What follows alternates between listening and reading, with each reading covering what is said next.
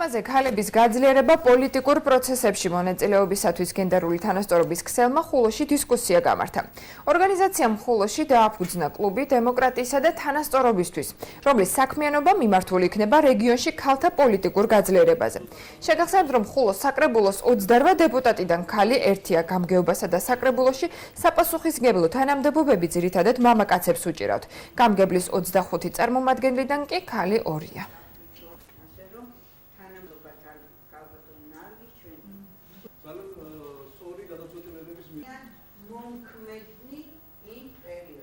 რაც შეიძლება მეტი ქალი ვიხილოთ გადაწყვეტილების მიმღებ დონეზე, რომელიც ორიენტირებული იქნება ქვეყანაში ცვლილებების შეტანაზე მამაკაცების გვერდით.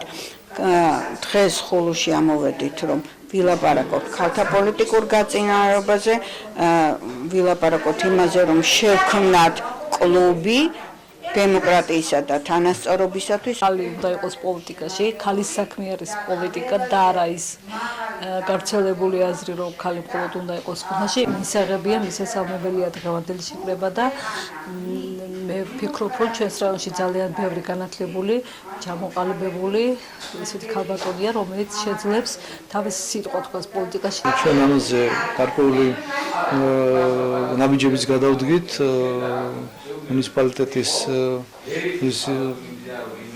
ცხოვრებაში, შესაბამისად დღეს ორი წარმომადგენელი გამგებლის არის ქალბატონი, ერთი დროებით მოვლენებში მსვლელია დანიშნული და მეორე კონკურსის წესით გავიდა. პლუს ამას განყოფილებების უფროსები, შესაბამისად ჩვენთან სპეციალისტები, მთავარი სპეციალისტები პროპორცია მე ვფიქრობ დაცულია.